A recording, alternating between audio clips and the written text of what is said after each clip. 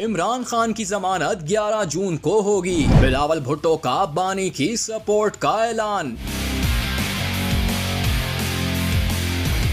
क्या इमरान खान की मुश्किलात कम होने वाली हैं? क्या पैट्रन इन चीफ पीटीआई रिहा होने लगे हैं? इमरान खान की जमानत 11 जून को होगी। बिलावल भुट्टो का बानी की सपोर्ट का ऐलान। अहम बयान सामने आ गया।